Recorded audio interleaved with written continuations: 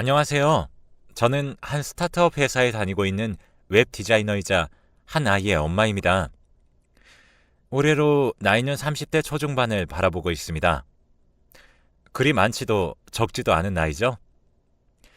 이 나이를 가지고 있는 주변의 사람들보다 더 많은 경험들을 한 것 같습니다. 오늘은 제 인생을 돌아보다가 문득 굴곡진 이 스토리를 글로 적고 사연으로 보내보고 싶어져서 평소 듣기만 하던 이곳에 사연을 보내봅니다. 저는 20대에 대학교를 졸업하고 전공을 살려 대기업에 취업하고 싶었으나 취업난이 찾아온 관계로 적당한 선에서 타협을 하게 되었습니다. 제가 속해 있는 스타트업 회사에서는 어플을 개발하고 홈페이지를 만들죠. 규모가 엄청 큰 회사는 아니지만 그래도 개발과 관련된 회사이기 때문에 다양한 분야의 전문적인 사람들이 모여 있는 곳입니다.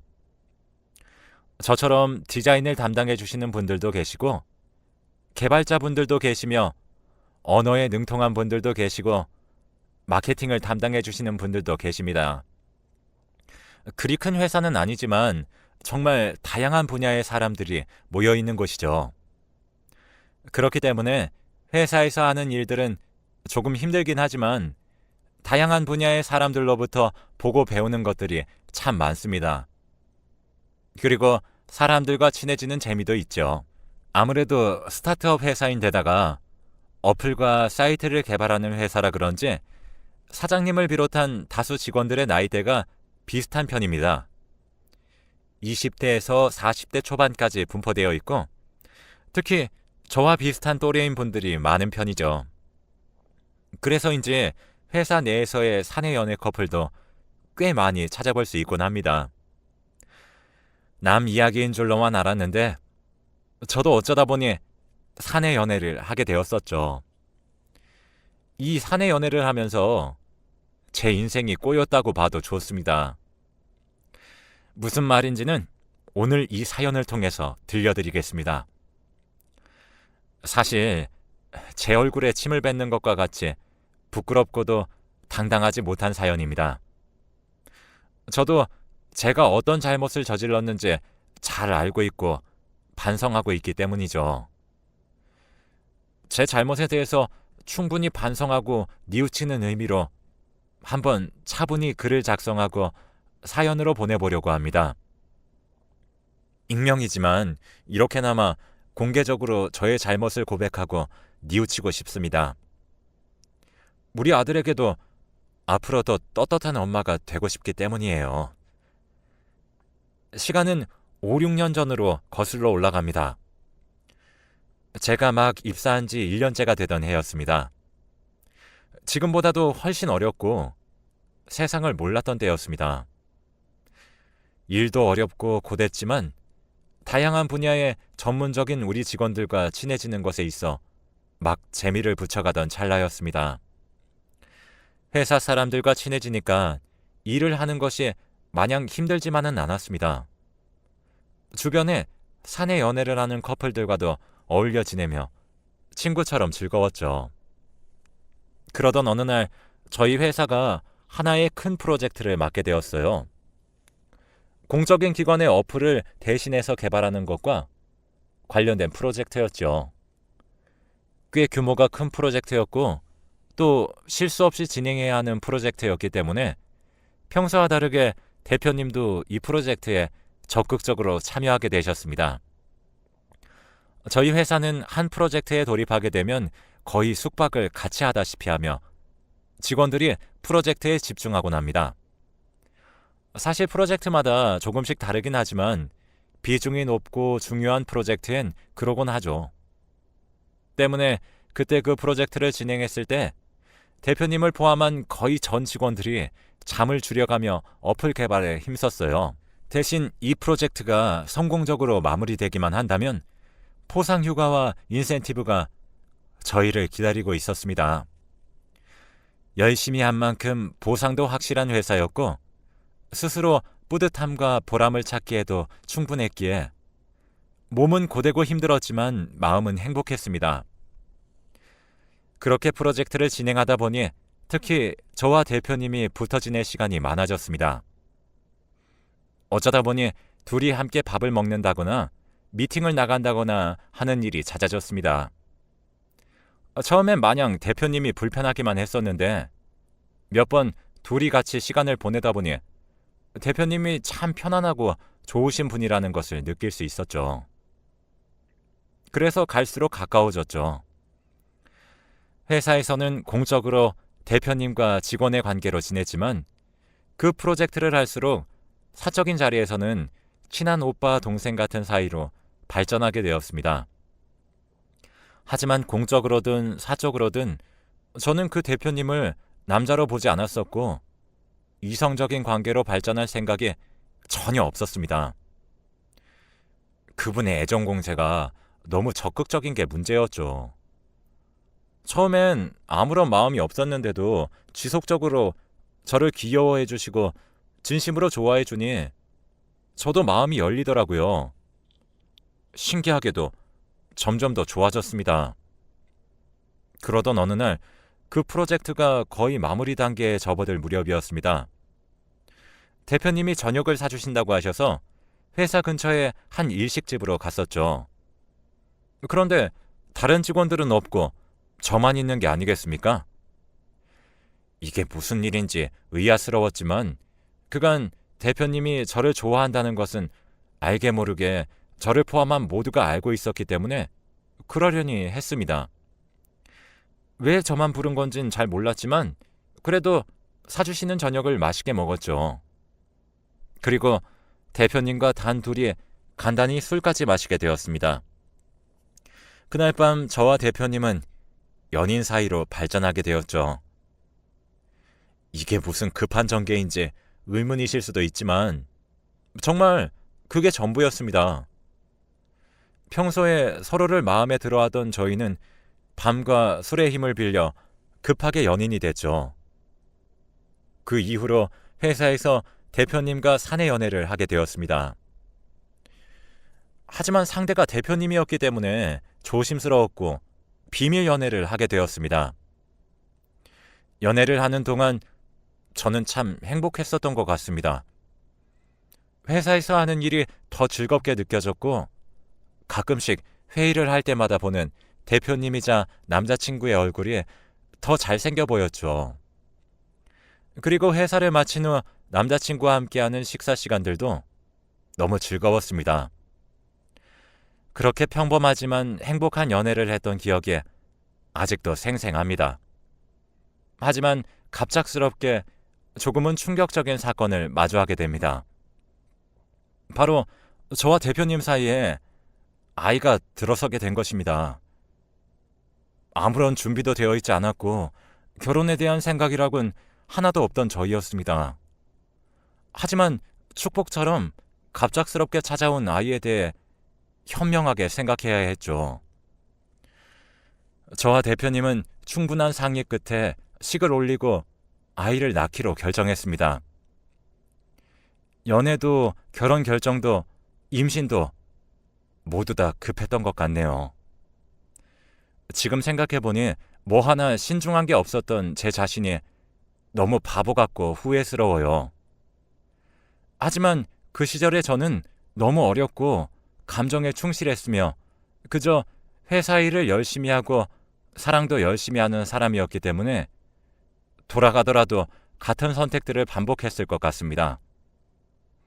아무튼 전 아이를 가지게 됐고 결혼식을 준비하게 되면서 회사 사람들에게 천천히 저희의 결혼 소식과 임신 소식을 알리게 되었습니다. 사람들이 마냥 축복해 주었기 때문에 처음엔 정말 행복했고 아무런 문제를 못 느꼈습니다. 조금 급했다는 것에 대한 우려심과 처음 겪어보는 것들에 대한 불안감이 있긴 했지만 그래도 대표님을 진심으로 사랑했고 주변 사람들이 축복해 주는 것에 큰 감사를 느꼈죠. 하지만 시간이 흐를수록 조금씩 이상한 점이 있다는 것을 발견했습니다. 우선 가장 처음으로 회사 직원들이 수근거리는 소리를 듣게 되었습니다. 대표님이 만나던 다른 여자들은 정리가 된 건지 저는 그것을 다 알고 만나는 것인지, 제가 임신했다는 아이가 대표님 아이가 맞는지 등 정말 터무니없고 제 기분만 나빠지는 소문들이었습니다. 아니 땐 굴뚝에 연기가 나냐는 말이 있긴 하지만 그래도 너무 근거가 없는 소문들이었기에 가뿐하게 무시하기로 결정했었습니다. 워낙에 사람들이 가십거리를 이야기하기 좋아하기도 하고 또 회사 내부의 일인데다가 대표님의 결혼과 관련 있는 일이니까 다들 저렇게 떠들 수도 있겠다 생각했네요. 여기서 조금 수상함을 인지했어야 했는데 그러지 못했던 게 최대의 한이네요. 그리고 두 번째로 수상함을 느꼈던 부분은 바로 이것입니다. 제가 결혼을 한다고 회사 내에 알리고 3주 안에 3명의 여자 직원이 연달아 퇴사를 했죠. 처음엔 어찌된 영문인지 몰랐고 각자의 이유가 있다고 생각했습니다. 조금 의아했지만 싱숭생숭한 시기인 것 정도로만 생각했죠. 하지만 직원들의 소문과 여직원 3명의 퇴사가 겹치다 보니 저도 심란해졌습니다. 그래서 대표님께 직접 물어볼 용기는 없었고 회사 내에 친하게 지내는 동료들에게 물었습니다. 이런 소문을 듣게 되었는데 소문의 근원이 어떻게 되는지와 최근 퇴사한 직원들의 퇴사 이유에 대해서 궁금하다고 했습니다. 그러자 사람들로부터 돌아오는 대답은 정말 충격이었습니다. 정말 그것을 모르고 지금까지 만나온 것이냐며 다들 놀라했죠. 그들이 놀라하며 말해주는 진실들이 더 충격적이었습니다. 사람이 너무 놀라면 아무런 말도 안 나온다는 게 무슨 뜻인지 깨달았었죠. 대표님은 오래전부터 카사노바로 유명했다고 했습니다. 회사 내에 대표님과 한 번은 안 엮어본 사람이 없을 정도였다고 했습니다. 그리고 여자 직원과 얽히는 방법도 거의 엇비슷했다고 했습니다. 저를 불러냈던 일식집도 이미 다른 여자 직원들과 많이 다녔던 곳이라고 했습니다. 제가 이러한 구체적인 사실들을 말하기 전에 다른 직원들은 많은 것을 알고 있었기에 신뢰감을 가질 수밖에 없었습니다. 이 사실을 어떻게 저만 모를 수 있었는지 의아했습니다. 대표님이 중요한 프로젝트에 들어가게 되면서 그런 행동을 조금 자제하셨다고 했습니다. 그리고 정말 저를 진심으로 좋아하셨던 게 맞을 수도 있겠다는 말도 들었습니다. 워낙에 사생활을 철저하게 지켰던 대표님이셨기에 직원들도 자세히 알진 못했던 거죠. 하지만 이번에 제가 결혼 발표를 하게 되면서 대표님과 만난 경험이 있거나 최근에 대표님과 만남을 가졌던 사람들이 퇴사를 하게 된 건 맞다고 했습니다. 이야기를 들어보니 저와 교제하는 동안에도 다른 직원들을 만났더라고요. 저는 억장이 무너지는 듯 했고 너무나도 큰 충격을 받았습니다. 집에서 한참을 고민했죠. 이런 소문이 있는 남자와 정말 결혼하는 게 맞는 것인지 성급하게 가져버린 아이에게도 너무 미안했습니다. 하지만 저는 그때 제 아이가 가장 소중했고 아이에게 아빠를 지켜주기 위해서 대표님을 둘러싼 소문들을 혼자 묻고 가기로 결정했습니다. 이제 와서야 가장 후회하는 제 행동이죠. 조금 늦었지만 잘못된 것을 깨닫고 되돌릴 수 있었을 때 되돌렸어야 했습니다. 어쩌면 결혼 직전이었던 그때가 마지막 기회였을 수도 있겠다는 생각을 합니다. 하지만 저는 어렸고 어리석었고 그와의 결혼을 결국 하게 되었습니다. 그리고 건강한 사내 아이를 낳게 되었습니다. 지금은 아들이 벌써 어린이집에 다닐 나이가 되었습니다. 제가 왜 마지막 기회였다는 말과 스스로를 어리석었다고 했는지 말씀드릴게요. 결혼 직전 우리 남편이 다른 회사 직원들과도 교제를 했었다는 사실을 알게 된 후 더 많은 것들을 알게 됐었기 때문입니다. 저는 저를 교제해오며 다른 사람들에게 눈을 돌린 정도인 줄로만 알았습니다. 그런데 진실 하나를 알게 되니 물고가 트이듯 숨겨져 있던 다른 진실들도 튀어나왔습니다. 저를 주로 만나오면서 살짝 바람을 피운 수준이 아니었습니다. 양다리, 삼다리, 사다리 그 이상이었던 것이었죠. 삼다리나 사다리라는 단어는 존재하지 않을 수도 있겠네요. 당연합니다. 저도 그때 처음 그런 상황을 접했었고 누구나 쉽게 접할 수 있는 상황은 아니라 생각해요.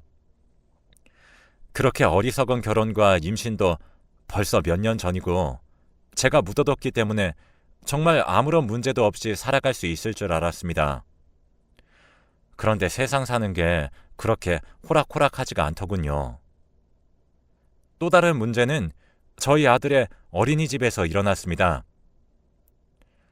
아들이 만 나이 4살이 되면서 집 근처 어린이집에 보내게 되었습니다. 아이반 선생님께서 참 친절하셔서 믿음이 갔고 무엇보다도 아들이 선생님을 참 좋아했죠. 그렇기 때문에 저도 마음 놓고 아이를 보낼 수 있었습니다. 아이 선생님도 우리 아들을 예뻐하는 마음에서 원에서 찍은 사진들을 본인 친구들이나 친언니에게 자랑을 했었다고 했습니다. 그런데 문제는 여기서 발생합니다. 우리 남편이 회사를 다니며 저와 연애할 때 동시에 만났던 전 회사 직원분이 바로 저희 아들 어린이집 선생님의 친언니였던 것입니다. 세상이 이렇게나 좁을 줄은 정말 꿈에도 몰랐습니다. 하루는 어린이집에서 선생님들이 수군거리는 말을 들었는지 아들이 이런 말을 하는데 정말 심장이 무너져 내리는 줄로만 알았습니다. 엄마, 우리 아빠가 못났고 엄마는 바보인 거야? 라고 천연덕스럽게 물어보는 아이 질문을 듣고 뒤에서 정말 한참을 울었습니다. 너무 미안했고 부끄러웠어요.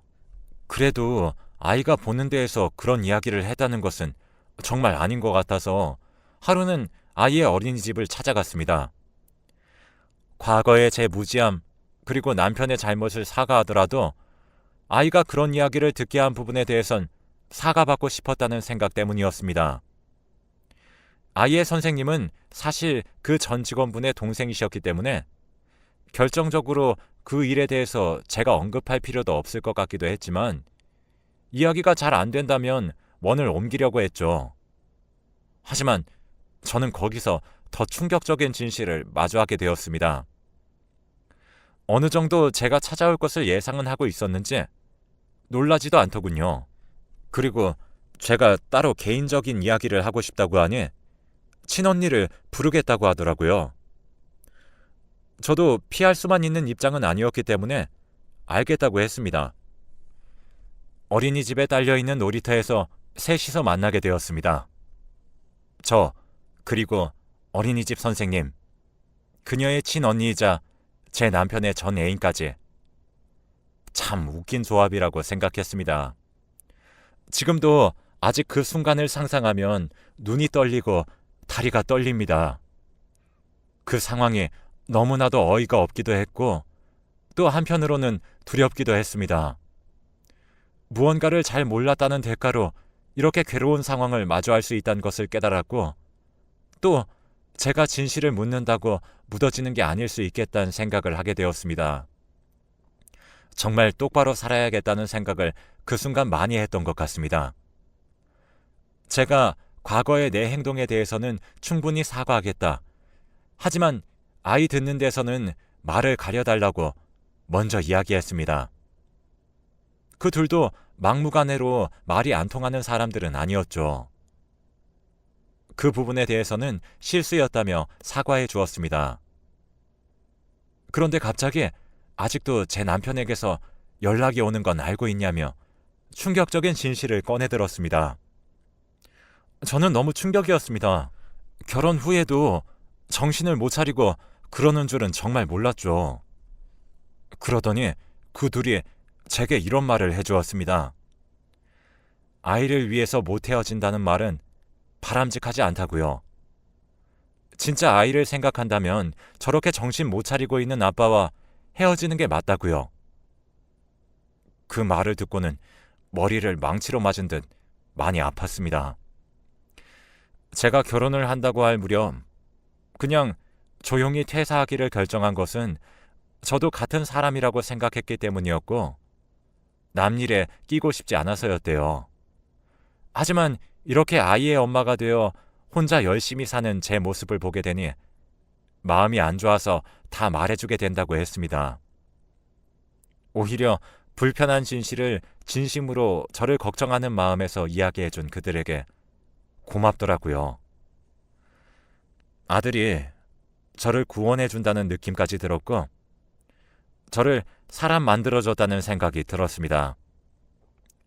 왜 이렇게 바보같이 아무것도 모른 채로, 아니 알지만 혼자 묻어둔 채로 결혼까지 했는지 너무나도 후회스러웠습니다. 하지만 아들을 얻게 된 사실까지는 후회하고 싶지 않았고 조금 많이 늦었지만 이제부터라도 제대로 된 삶을 살아야겠다고 생각했습니다. 아들에게 떳떳할 수 있는 엄마로서의 삶을 살고 싶다는 생각이 들더라고요. 그래서 남편에게는 이혼을 요구해둔 상황입니다. 너무 뻔뻔하게도 증거 자료를 제가 다 가지고 있는데도 남편은 아니라고 잡아떼더라고요. 이제 남편이라고도 부르고 싶지 않네요. 이혼녀 타이틀이나 아이를 혼자 키운다는 사실, 그리고 사회가 아이에게 보낼 따가운 시선들, 한부모 가정에 대한 편견들이 너무 두렵기도 합니다. 여전히 그것들을 마주할 자신이 없긴 해요. 저는 아직 여전히 어리고 모든 것들이 다 처음이니까 그럴 수밖에 없겠죠. 어쩌면 제대로 마주해본 경험이 저도 한 번도 없으니까 당연할지도 모르겠습니다. 하지만 그런 것들이 두렵다는 이유로 한 번 더 진실을 묻어두면 안 될 것 같다는 것을 깨달았습니다. 지금은 늦었지만 용기 내서 제게 진실을 알려준 그 자매에게 참 고맙고 아들의 어린이집 선생님이 마침 그녀의 동생이었다는 게 너무 신기합니다. 어쩌면 우리 아들이 마련해준 하나의 운명 같은 기회가 아니었을까 싶습니다. 여러분들도 잘못된 것들을 지금 바로 잡으세요. 정말 마지막 기회가 주어졌음에 감사하며 살게 되실 겁니다. 그리고 마지막으로 한 가지 더 이 사연을 통해 하고 싶은 말이 있습니다. 한부모 가정이나 혼자 아이를 키우는 사람들에 대한 따가운 시선과 편견에 대해서 한 번 더 곱씹어 보시고 멈춰주시길 바랍니다. 세상을 살아가는 모양새나 방식들은 정말 사람들마다 제각각인 것이니까요. 지금까지 제 사연 들어주셔서 감사합니다.